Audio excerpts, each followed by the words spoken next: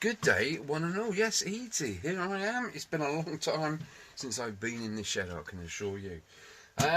What's been going on? Absolutely bugger all. Literally, I've not been in the right zone, shall we say. So, today, it's not raining. It's fairly warm. It's bright. And I need to do some things to the Burger. The Suzuki Burgman 650 Executive, no less.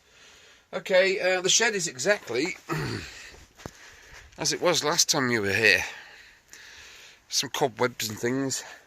Right, one of the most majory type things I want to do to the Suzuki Burgman, it has heated grips, it has a whole host of little intricacies, little knickknacks that's been added on and stuff. I'm going to get rid of all the crap. Heated grips are going to stay, obviously. But they're just wired straight to the battery. Now, when I got the bike, I can't remember whether I said to you guys before that the battery was bone dry. I mean, literally bone dry. So what did I do? I found some electrolyte acid solution in an old battery. There it is. So I managed to pipette the fluid into a bowl, wearing eye protection and gloves, mind you, because it is, as I said, I don't recommend anybody tries what I did. I literally poured, upended the battery into this bowl, all the electrolyte fluid came out, and there it was. I then pipetted the fluid into the battery from the Burger.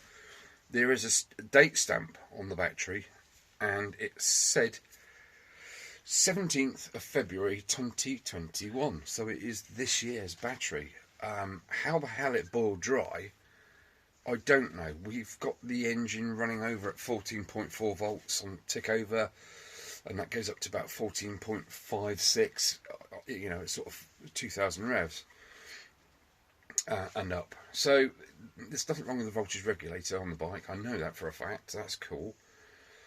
What I divulged from that is that where it hadn't been used for a long time, now where am I going with this? The headlights are on continuously. I know there was a problem with the heated grips at some point in the past, because it says so on all the paperwork. There's loads of paperwork with the bike. So that was obviously a replacement battery to try and cure the issue. And they also changed the original Suzuki heated grips for the Oxford ones, which work perfectly fine, and you can press the buttons to sort of regulate what temperature you want, and you can also turn it off, but I don't think they're turning off. This is the thing, you can get automatic Oxford ones. I wouldn't touch them with a barge pole. So finally got around to what I'm going to do. I'm going to fit one of my auxiliary fuse boxes. So basically this is going to be powered up by a relay. I need to find a relay actually. I thought I had one in this top drawer here. There we go. 5-pin standard 12 volt relay. The centre pin becomes live when you turn the ignition off. So that would be good for an alarm system. I did a video about this on the old Himalayan. Bless it. So that's gone now. So I'm going to use a relay to fire up anything that is attached to this marine fuse box. These little red lights, they come on when the fuse is blown. I don't know what the science is behind that, or the yeah, that stuff. So yes, that's a cool thing. That is going to sit in the under the seat storage area. I'm going to try and locate that somewhere which doesn't intrude on this storage area space. So that's that. That will then take the heated grips. So as soon as you turn the ignition off, they are dead. They are drawing no current. Now the headlights, they're on all the time. There's 65 watts I think a piece, so 130 watts. That's constantly on, draining and drawing. I'm going to fit a switch so I can isolate this illuminated switch. It's waterproof. It will just go on the dash there somewhere, so that's got to be drilled in using my little stepped drill. These things are brilliant, people. Forget drill bits now, that's what you need. So that's going to go in to kill the power, basically. Any add-ons I add onto the bike now will kill the power completely. Having fun getting my words out again. There are the spotlights. You've seen them in a previous video. Absolutely brilliant. That will be running through the marine fuse box also. If you want to get one of these, go onto eBay, type in marine auxiliary fuse box, and you will see one of these. You can get them in different sizes. This is the smallest, a 6-way one. You can get a 12-way and all sorts of gumph. Also, I'm going to fit a voltage display, so I can see if anything goes awry, if the regulator starts messing around. I will see immediately. That will go into the red. It's all lights, no numbers and stuff. It's just lights. So that's going to go on today, hopefully. What else were I going to do? Don't know. Can't remember. It's early days, isn't it? I've had me brew, yeah, fair play. I've had me brew, but just getting into the shed. Ooh, I've got my head on today, hopefully, so I can crack on and get on with some stuff. Anyway, I will bore you no more. Let's go uncover the bike. I bought a new cover for it, and it's brilliant. It's really, really brilliant. You've got 2 elasticated straps. One goes through the front wheel, one goes through the rear wheel, and it's made by Favoto. It's not double lined, but it's double thickness, if you know what I mean. It hasn't got a cloth underside, which is great because that just gets clogged up with. You drive your bike in, it's nice and warm, it's winter, you put the cover on and all the condensation gets sucked up into all the padding, and it just weighs 10 times as much as it should do after about a week. So I've gone for just that. It's completely waterproof, it's double seamed, about 40 quid, but it's not Oxford, which is good. So yeah, let's get it uncovered. Let's get on with this work. Right, I don't think I actually said what I'm installing this switch for. It is to kill the front lights. So when you put the ignition on in the morning, instead of all that 130 watts being sucked out of a not brilliant battery, it will start relatively easy. I have had one morning that the bike failed to start. It's not good. So that's all that switch is for. It's going to go in the dash over there somewhere, and then we're going to go from there. Now, when I was waffling on about draining that the electrolyte fluid from that battery, I then decanted it into the Burger battery, the 12-volt Burger battery. Now, there was one drawback with that, because the other battery was the 6-volt. It's 6-volt electrolyte. Bear with.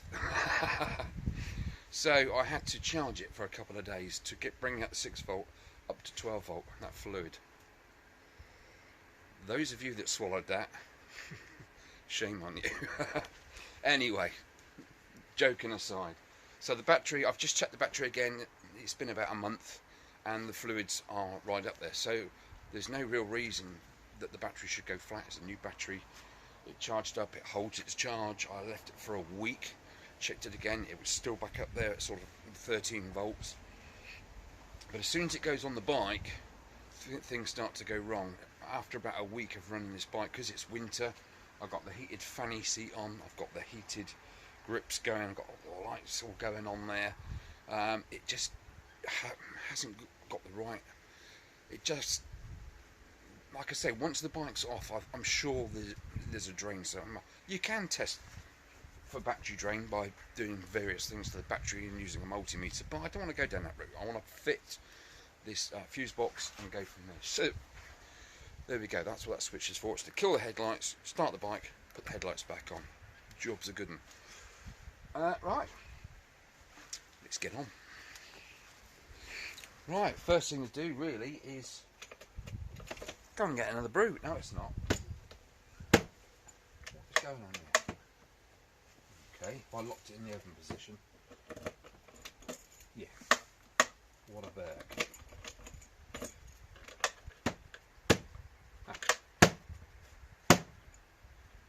Okay, that's not brilliant. Found a fault already.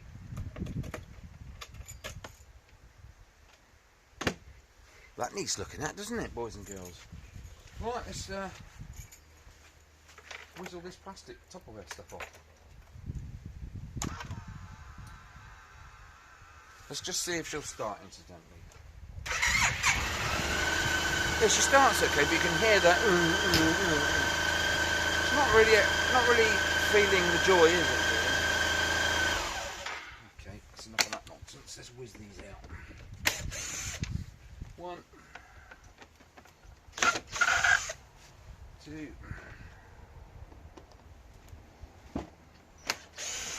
3,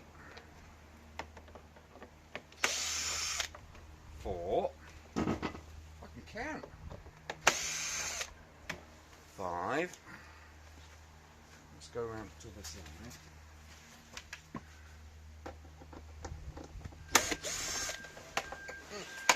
6, 7, 8. I don't think there's any screws in there.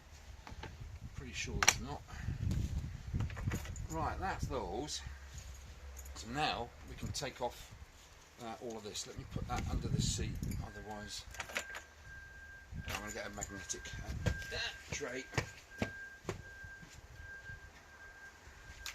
It says falling arse over tits. Right, let's have a jiggly wriggle.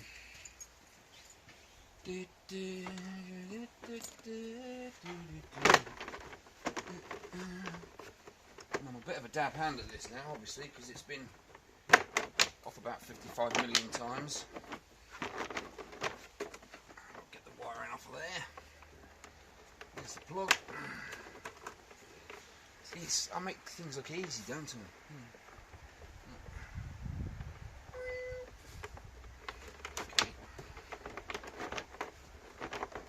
Was ist das?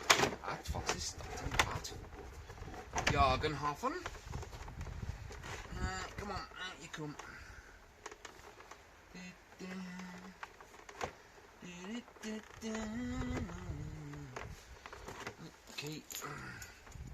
Key for my screwdriver. Come on, you know you want to. That's that. There. That's that off.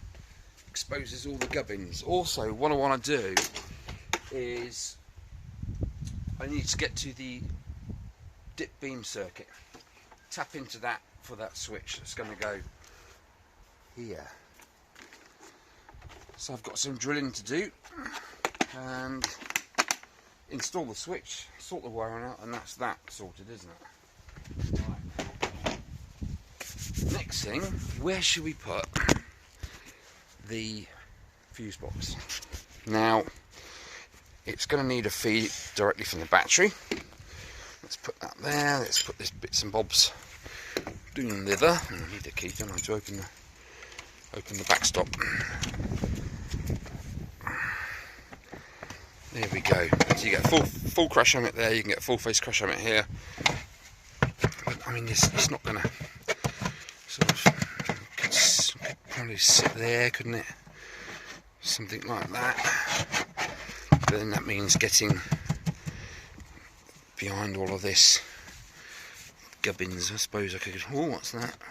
Go in there, I suppose, couldn't I? There's not a lot of room left here. When the seat goes down, you've got a little switch which turns on the little vanity light there. That does that. And I don't really want to clog up this area really with stuff. Will that go on there? Let's have a look.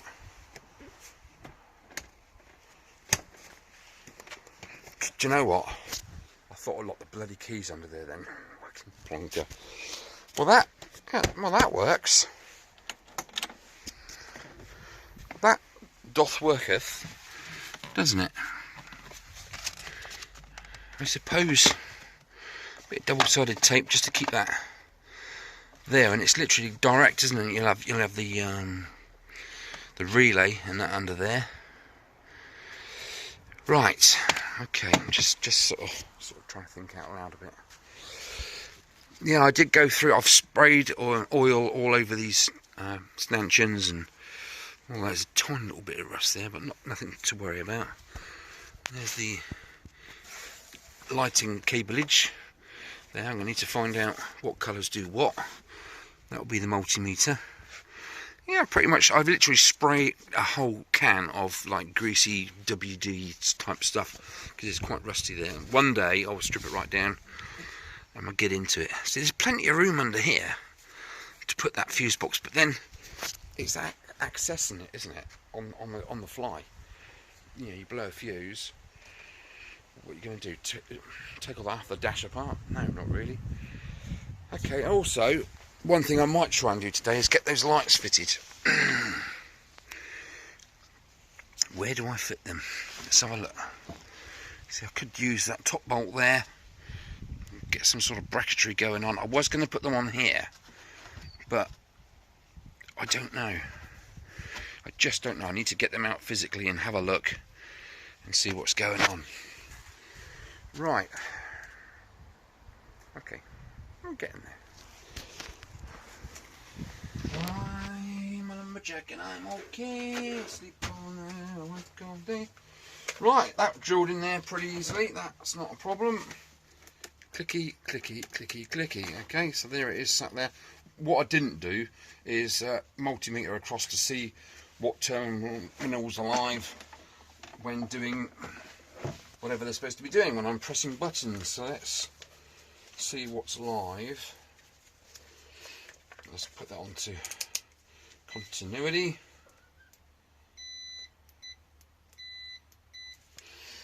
Okay, let's set that on there. Switches in the what I think is off position. Okay, press that. Should make a bleep. Typical. Okay. Right.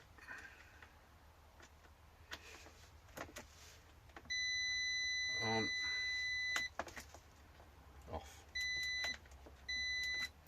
Okay, so it's the two silver terminals that do the making and breaking of the circuit, and I guess the brass one there is to illuminate this. That will need to go on the switch side of the switch, not the live side. The live side will go directly to the the low beam circuit. So as soon as you turn the ignition, the low beam circuit comes into here, and then the other side goes back out to the lights themselves to allow power. So then you kill the power, start the bike, push that in to reconnect the circuit, and it will illuminate. So I will know, I will have a visual sign by a red light there whether the circuit is on or off. Okay, also I think I need to see what kind of load that can take. I wonder what sort of load that can take. Ampage wise, how am I going to test that? I don't know. Another thing I want to do, basically, let's bring it over a bit closer. Basically, is these are the small Lucas terminals, not the big wide ones. So these are quite diddy. Well, they're fairly chunky, but what I want to do, I think, is just fly wire it, which means a bit of cable onto there, solder it on there, heat shrink. Jobs are good, because I haven't got the tiny push-on connectors. I do believe that soldering and heat shrink is the way to go, and I can run them to wherever I want to run them anyway. Literally, that one just has to jump across to that one. That's not an issue. But that one needs to be the feed-in from the ignition on that circuit. Okay, thought process is quite difficult to do. Changing the subject completely. Okay, I've been looking into laser cleaners. To literally burn off rust and crap off of and painting things off of metal, any metal, alloy or whatever. But they start from about 16,800 roughly, something like that, and that's a lot of money, isn't it, for something like that. I love media blasting, I love shot blasting, anything like that. I love this huge satisfaction from cleaning up a piece that's covered in shit. Well, not shit literally, but you know. So I splashed out. Yes, I splashed out, and I bought. They came with it, a laser. And there we go. It's what is it? 500 milliwatts, and it's got a little cooling fan on the back. So yes, it wasn't quite 16.8 thousand. It was actually 23 or something pounds, not thousands. And I fired it up. Obviously, you've got to have the goggles on, guys. If you're doing anything with laser work, please, please, please wear the goggles supplied with whatever you're using. And it does. Basically, that laser power is enough to lightly engrave things.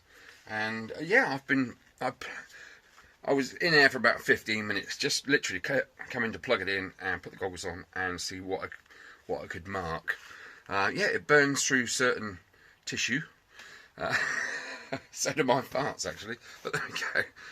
But because it's such a low, it's actually for an engraving machine. That's what it's a replacement laser for an engraving machine. So the higher you go up wattage wise, so you get a 500 watt power consumption laser, you're only the strength of the output laser is only like 100 watts, so it's 5 to 1. That's how you sort of calculate it. So what's the voltage draw on this?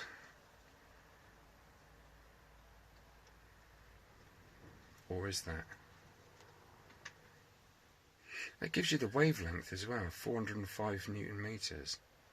I have to do a little bit more homework on that and see exactly what's going on, but it's, yeah, 500 milliwatts, whatever it's called, and it's not very powerful. I thought I might be able to sort of, you know, etch off small metal parts, something like that, just to, you know, just to sort of clean up the crap that I lazily don't want to do manually anymore.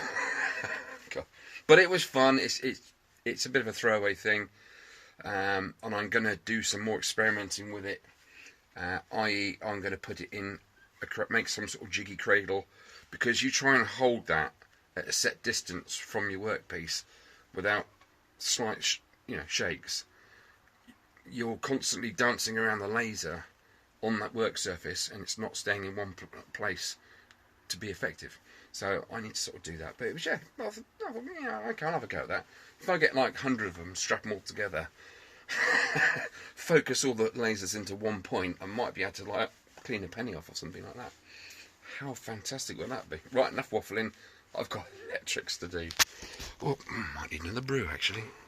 Okay, so they've been beautifully tinned and soldered on there just perfectly. Of course that doesn't loop across to there. How many of you were screaming at the screen there? That goes to negative. So you need negative and a positive for anything to work, or live and neutral in 240 terms. So that is the return, and there is the flow. So when the feed comes into here, when I turn the switch on, this one then becomes live, goes across the lamp, and then the negative goes back to the battery. Okay, so that's done. Just going to put some heat shrink on there, and let's get it back into the bike and get this stuff wired in. Not as stupid as I look.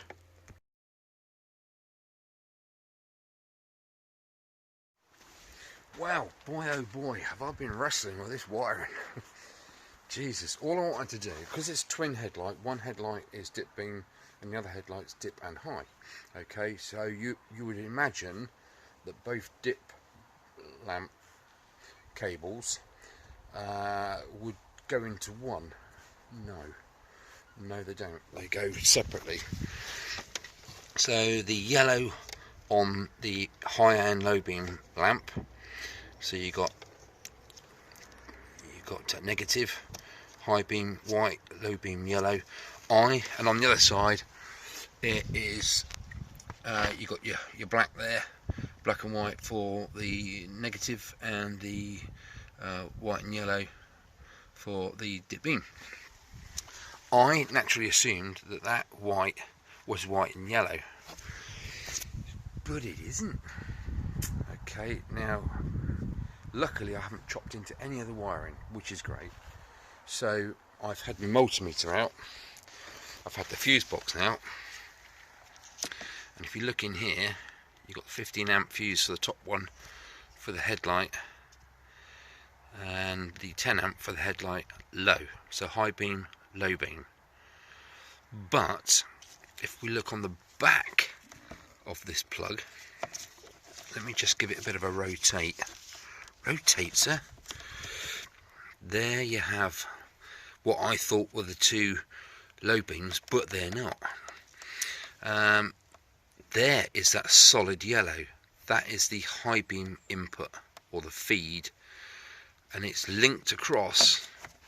Let's put some light on. It's linked across by that little, see that grey metallic bar? It's looped across from that one yellow, so that one yellow supplies let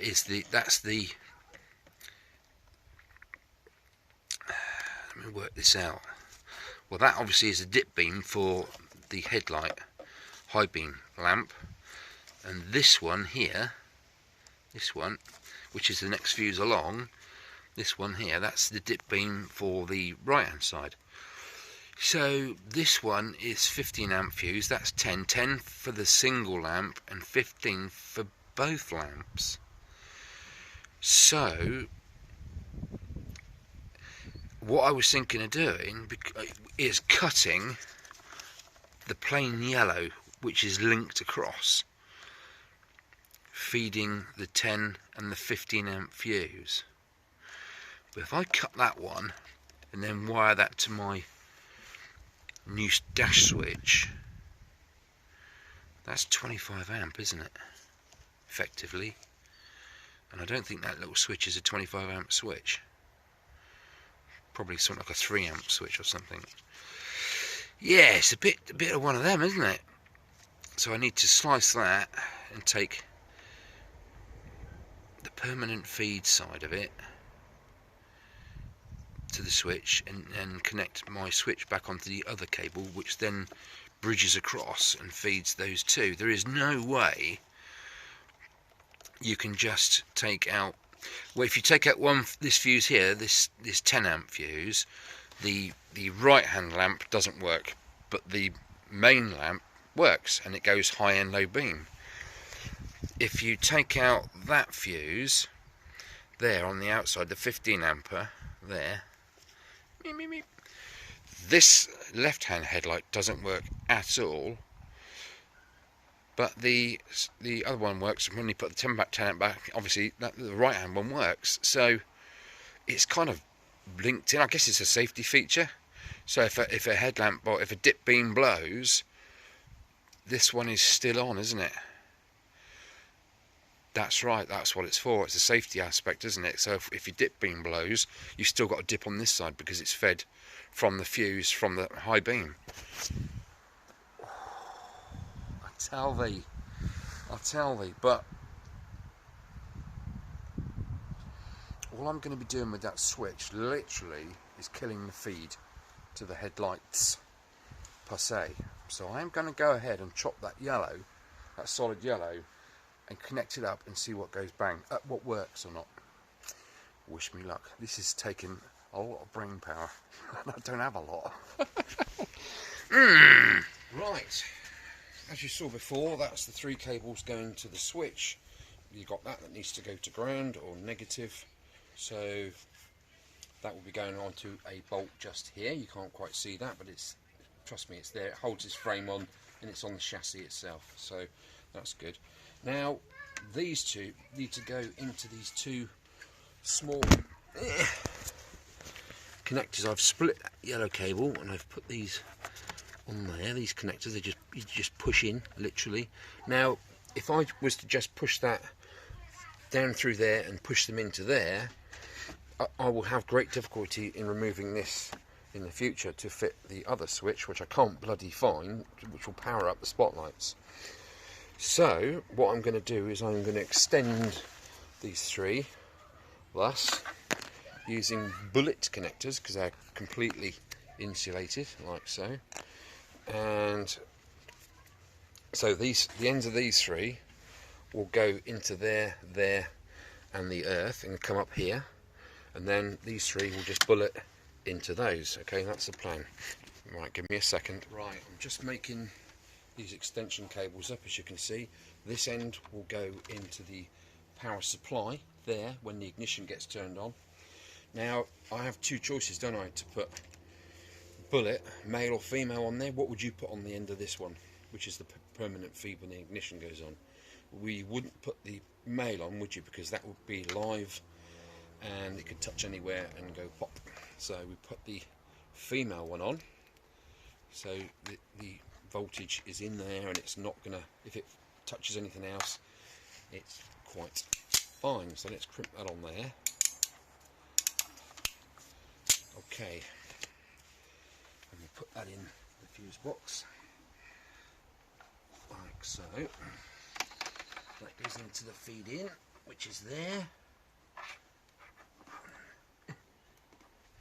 So technically that should now come live when we put the ignition on. Let's just check that. Okay, so let's put the DC. There's your DC voltage. Okay, I don't know if you can see that or not. And we'll put that on the earth, or negative, neutral, whatever you want to call it. We've got nothing, let's put the key on, and there we go, there's our 12 volts almost. Right, okay, so that's correct. Put the ignition back off, get rid of that. Now I need to make the other lead, which comes out of there with 12 volts.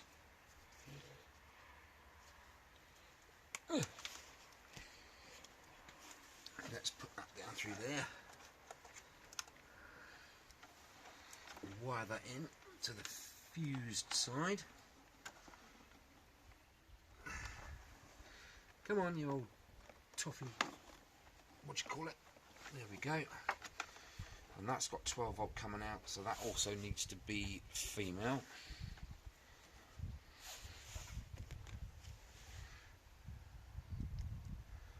Okie dokie. Now, so I don't get them confused,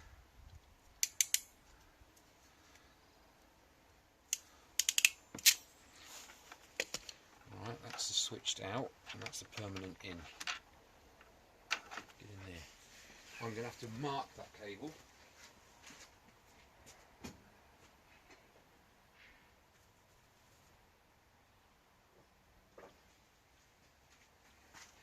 With a little bit of insulation tape.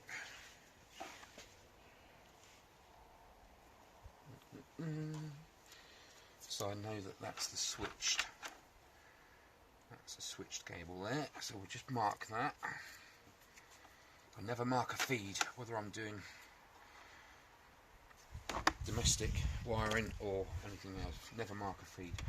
Right, so we've got the feed in from the ignition, and we then got the feed out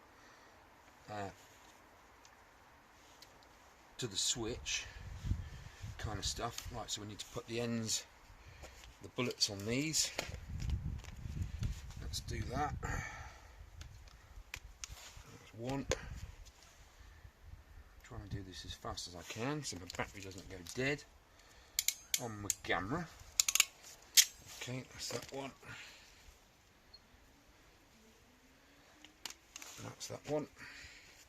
Now again, I'm going to need to know which one of these two is the feed and the switched, because the switched will illuminate the switch. Put the little light on the switch. So if I put the permanent one in the wrong hole here, that light will be on all the time, won't it? So let me have a quick look at this. Right, that is the switched one there, which is that one, which is there. Okie dokie, so that is the switched. Yeah, That is the permanent. Let's whack that in there. Now I just need to put the common onto the earth. So let's strip that, or negative. Doesn't matter which way around these connectors go on this one. It's only an earth, isn't it? Neutral. So we'll put that on there. It's all very complicated, isn't it? Right, we'll get my other little fly earth lead. We'll strip that off. And we'll put the bullet on the end of there, if I can. Which I can. There we go, that's seated in there correctly. We'll crimp that down. And on the other end of there, I need to put an eyelet to go through that bolt on the frame. It's one of these, like so. Right, let's get that in there.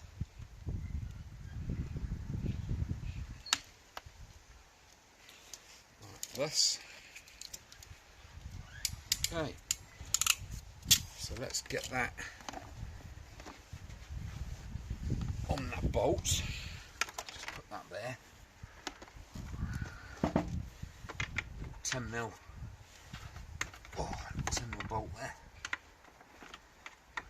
All this earth cable, all this cable is doing is literally, it's going to be the negative for the lamp on the switch. That's all this is doing.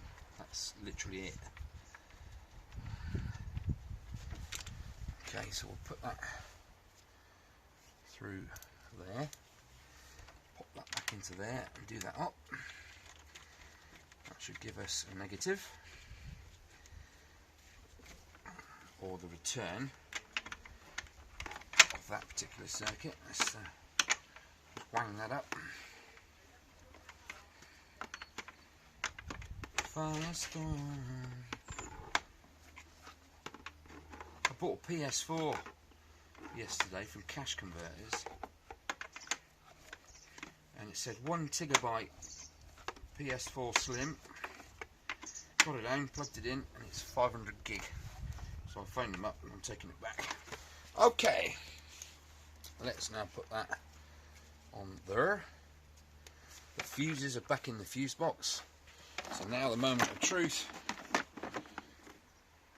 That's on, that's off. So when I turn the key now, there should be no headlights on.